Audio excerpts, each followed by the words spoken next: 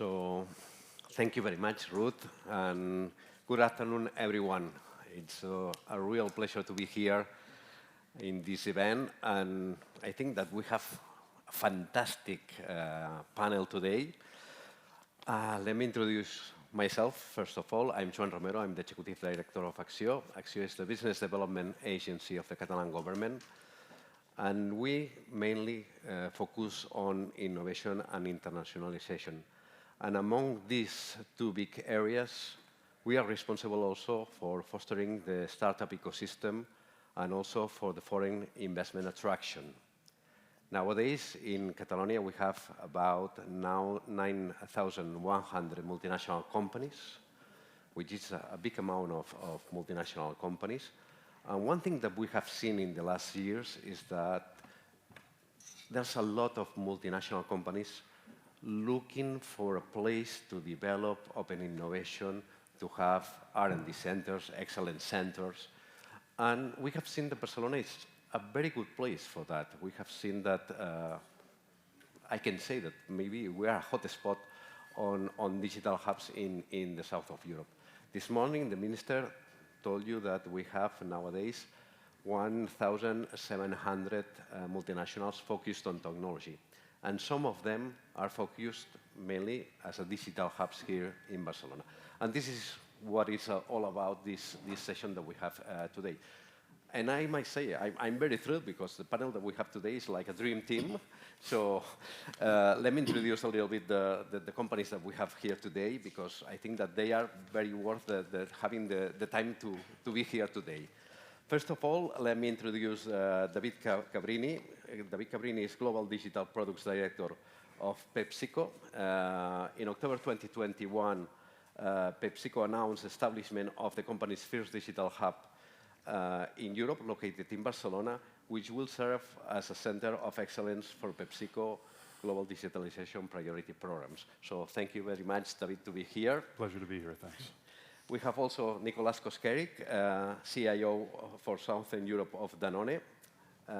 Last September, Danone Corporation announced the opening of a new tech hub in Barcelona, which employs over 30 tech and data analysis specialists, and is the company's first center in Spain. Thank you very much, Nicolas, to be here today. Thank you.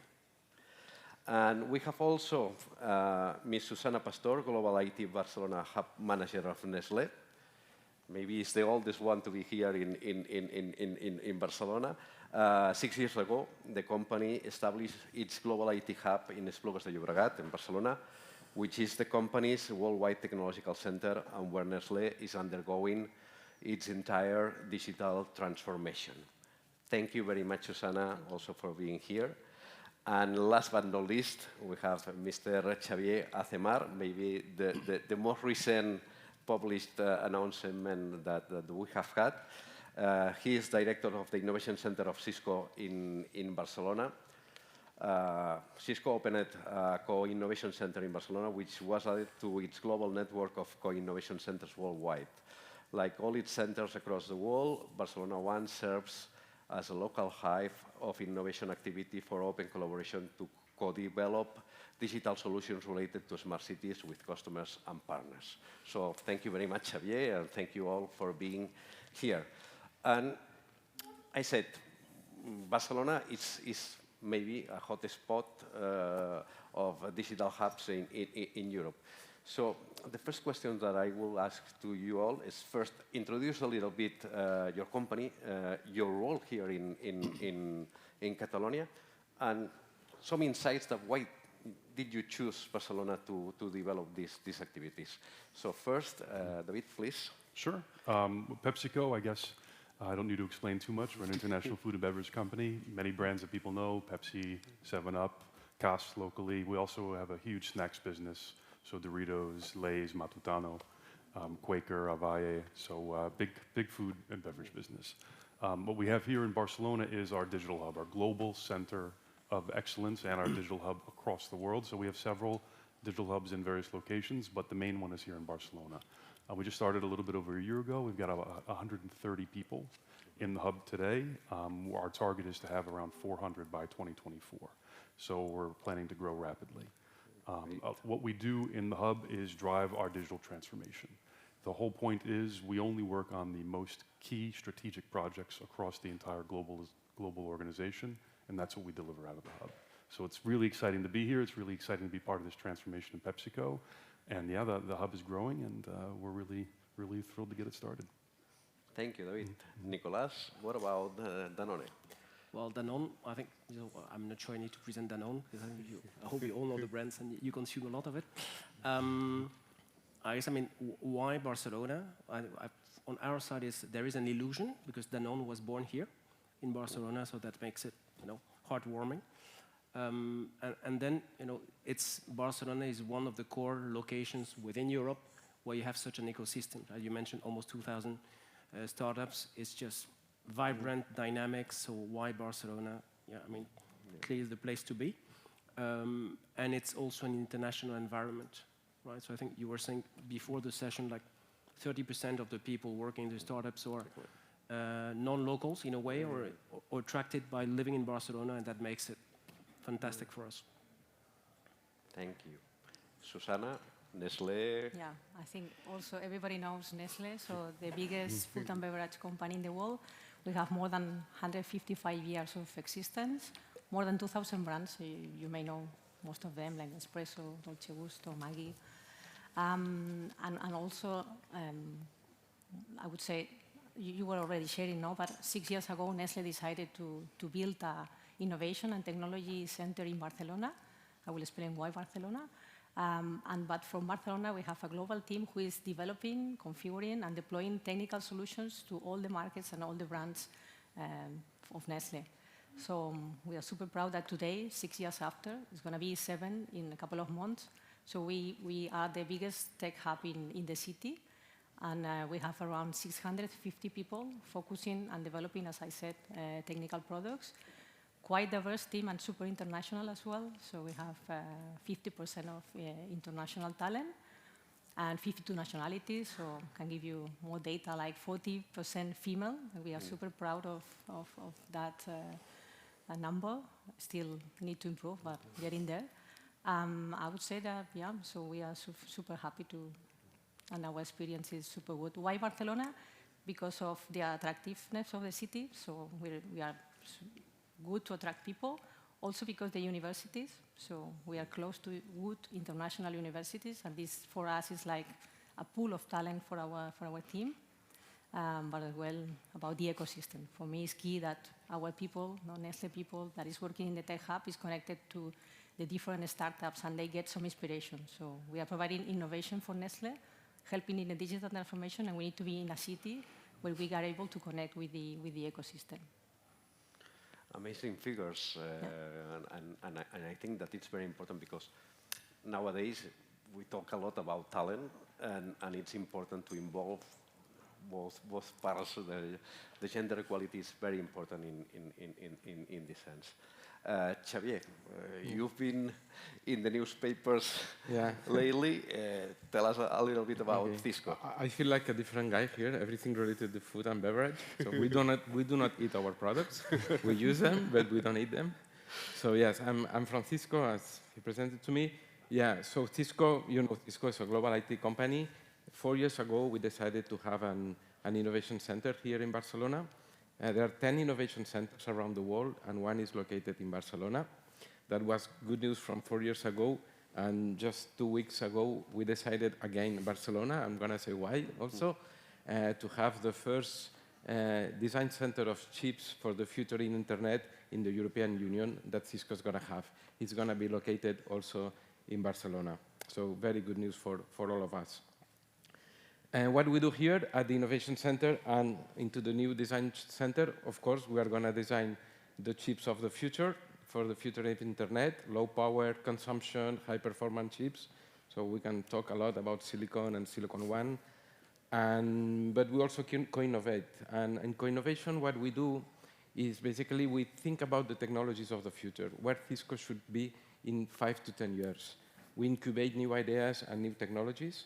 We work a lot with research centers and universities. In fact, we have a program to invest and to fund the research with universities, and we are doing it with Spanish universities and with Catalan universities. And finally, we co-innovate with customers. So we talk a lot with customers, we listen their challenges, and we work teams of with the ecosystem, startups, universities, the customer, Cisco, to create new solutions and new technologies. At the end, the goal is to do a proof of concept to fix those challenges of the customers, but always working with the ecosystem. This is why we say always co-innovation. So we want to work with startups and universities. And why Barcelona? So as I said, we decided twice, Barcelona, 4 years ago, and again Barcelona. And I think that they were, on the discussions that we were having, you have to think that Cisco is a global company. We are in 80 countries. And when there is an idea to invest outside US or to invest in Europe, it's quick, all Cisco's Europe want that investment. So we were internally competing with our colleagues. But there were 3 aspects that I think they were common into the 2 decisions. Not in order of priority, because I think that they all are very important, but maybe the first one I'm going to say is the support of the public sector. And here I'm talking about the Spanish government, the Catalan government, and the City Council of Barcelona. They really facilitated and they support us in convincing our management team in US that Barcelona is the right place. So fantastic support from public sector. Second one is, it has been said already, the ecosystem. We won't be there if there is no ecosystem. And Barcelona is really a tech hub of innovation labs, research labs for corporates, but also the community of startups. So we love to work with the startups to accelerate them and to work together. And the third element is the talent. Also, it has been mentioned here. We all know that there is a huge shortage of talent, IT talent in Europe. It happens the same in Barcelona, in Catalonia, in Spain. But we have very good universities, very good business schools. And if we do not find the talent in those universities, Barcelona is easy to attract people from abroad because of the lifestyle. So those are the 3 main topics for selecting Barcelona. And now that you are here and you have the experience, what kind of opportunities, what kind of strange challenges have you found here in Catalonia? And what will be your recommendations to a company that is analyzing where to invest? David. I would start with really being clear about what your goals are. Barcelona made a lot of sense for us as a company, as a digital hub, because of the type of work we want to do out of the digital hub. What we talked about is having the right ecosystem, but the right ecosystem isn't the same for everybody. Barcelona has universities that are reference for data analytics, data science, which is a big part of what we're trying to accomplish. So my recommendation would be to make sure that you know what your focus is and make sure that the ecosystem for what you're trying to achieve matches what exists in Barcelona. So for us, it was the right choice. I think it was the right choice for everybody, but that's the first place to start, I think. Danone, what do you find? What are your recommendations about choosing a place to invest? I guess the challenge, but we're all competing in a way, is on resources, but that's a good challenge, and it's positive for, I think, for everyone, because we don't all need the same, as you mentioned. And as you also said, I mean, the ecosystem, university is super powerful, and Xavier mentioned it. If you don't find the resources locally, because of the lifestyle, and it's very easy to attract people to Barcelona. So I think to us that was a natural fit. We haven't doubted much on Barcelona. Susana, what about Nestlé? I would say that we are super, we reconfirm that Barcelona is the place to be. So we've been able to attract a lot of talent. We are able to retain, which is one of the challenges now for all the companies. And I can proudly say that we have been facing people moving from our company after a while, for example, to PepsiCo. But I think this is not an issue, I would say. No, we are good exporters of talent, but I think with the time we have started also to see that people is coming back. So we already have few cases of people who, leave the company because they were looking for other type of projects. Now people is not like super attached to the company. It's more like if the project and the purpose makes sense for them. So we are happy because we increased their skills, their knowledge, while they were working with us. And we've seen, we already have 2 cases of people who went to have a different experience and came back. So I think it's good. So Great. That's good. But I think Barcelona needs to keep investing in making sure that this is the best place for the digital talent. We are ranking on the top 10, but probably we need to still investing to make sure that, yes, we are the first ones.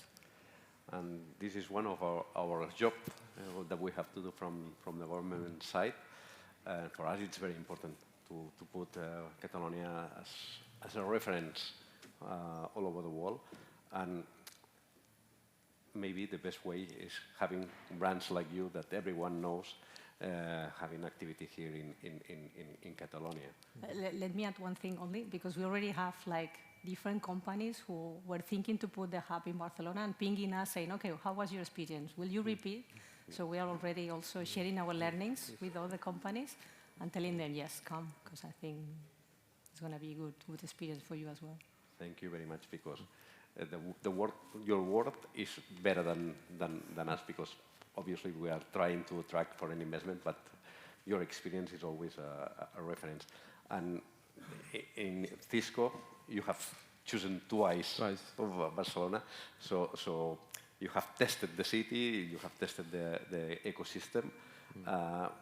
What kind of recommendation would you give to? Yeah. I'm going to reinforce the message of the ecosystem, because even on the second decision, when we were looking for the location of a design center for chips for silicon, I mean, we were thinking, wow, that's going to be tough to find ecosystem in Barcelona or in Catalonia or in Spain about those technologies really on photonics or silicon or even quantum, no? And what was the surprise? That there is a lot. So really, really look at where you are searching, and I can tell you that you will find it in Barcelona. And maybe another of my experience, I've been 21 years in Cisco now, and always having European roles in EMEA and Europe, but always based in Barcelona. Another aspect that I'd like to highlight is that in Barcelona, there is always something happening on IT. I mean, there are a lot of industry events every month or every 2 months, call it a smart city, IoT, mobile, ICE, whatever. So that brings a lot of people to Barcelona. So we don't have to fly to see customers because they come. And even if you are thinking on targeting, for example, LATAM, my experience is that a lot of customers from LATAM, they always come to those events, maybe because of the common language, but being in Barcelona and thinking on doing something in LATAM also I think is a very good place to be. Actually, next year we will have a new edition of the Mobile World Congress. At the very same month, we will have an edition of the Integrated Systems Europe. 2 big events that will, I suppose, have that about 100,000 attendees, each one of them. Yeah. So they are a big reference for us. Let's talk a little bit about technology, because you are doing innovation processes, and we have a lot of startups here. Maybe they are interested knowing which are, let's say, your focus now, talking about technology. Let's explain a little bit what are you doing? Sure. PepsiCo?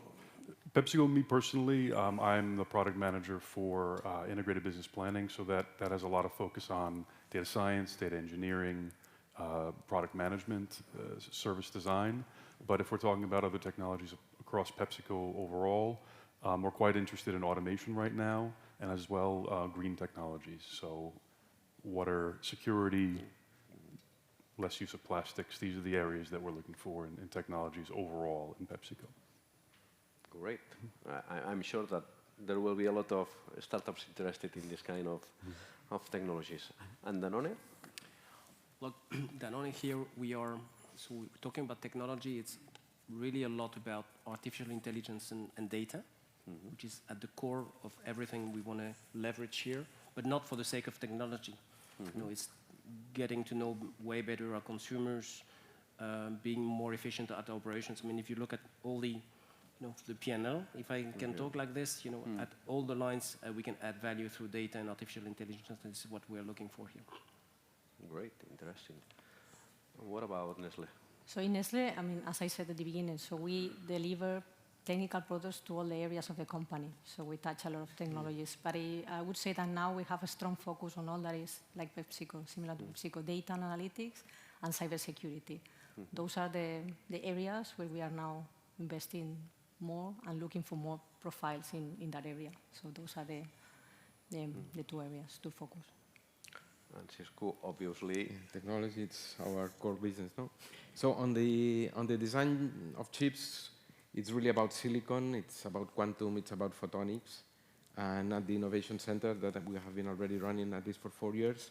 So we're really focusing on sustainability, everything that technology can bring to the sustainability for the customers or even for the planet, cybersecurity for enterprises, for cities, post-quantum cryptography is a hot topic now. Future of work is something that we're really focusing, and when we say future of work, we talk about holograms, metaverse, XR, VR technologies, everything related to cloud, full stack observability, those kind of technologies is where we are focusing now. I think it's interesting that in your case, it's obviously that you have to work with technology. But when we talk about food, beverage, it doesn't seem so obvious that it's so important to develop an innovation strategy. Maybe you three can develop a little bit what it means to work on the innovation area for your companies. Well, this actually covers a topic that I should have mentioned earlier, why Barcelona made a lot of sense for us. If we talk about innovation at PepsiCo, the important thing is making it work for the business. And one of the reasons we chose Barcelona, not just for all the great reasons we talked about in terms of the ecosystem, but we have a business here that is strong, that covers the categories and channels that we have that represent really a microcosm of what we have globally. So for us, when we talk innovation, it's how does it work for the business? We bring in people with skills that aren't native to PepsiCo, but these people don't necessarily know how food and beverages work. That's not where they start. So you bring in people from startups, from universities, from PhD programs, you sit them next to a person that knows how to run a food and beverages business, and that's how you create innovation. And it's working with someone from outside that's got fresh eyes, with someone that does something day to day but actually knows how the business runs. And this is where we work, and this is how we generate innovation. And it's also part of the reason why we chose Barcelona, because of the strong local business. Nicolas? So on our side, I mean, fully agree with what David said. I would add what the inspiration is the purpose. So why do we do this, right? And I think there are so many challenges today, if you look at how fast the world evolves. So what is the future of food tomorrow? Sustainability.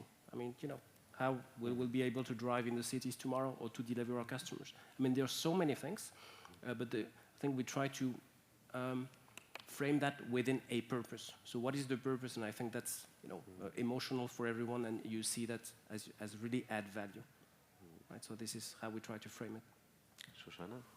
Yeah, I would say that for us, technology is at the center of everything that we do. And our consumers are influenced by technology. So they look in, I don't know, in internet, everything before they buy a product or whatever. So we need to be like super innovative for our consumers as well. So super key for us to focus on innovation and to be like in artificial intelligence, also now in emerging technologies. So yeah, this is key for us. Yeah. Xavier, in your case, we have seen that talking about microchips, chips, and so on has been in the newspapers for so long because shortages and so on. And we see that we need chips mainly in every sector. So what do you think about the future of microchips? Yeah. Well, in fact, what you said, you had a question to them why they use technology, how they use it. And for us, it was obvious. For us, it's obvious that we use the technology for the customers. I mean, we do not invent things just because it's cool to do that kind of things. And the chips is one example. No? I was asked a few days ago, wow, you're going to deliver the high-performance chips here in Barcelona, designed in Barcelona. For the people, what does it mean? No? What are those chips? Rather than that they are high-performance, maybe what else? No?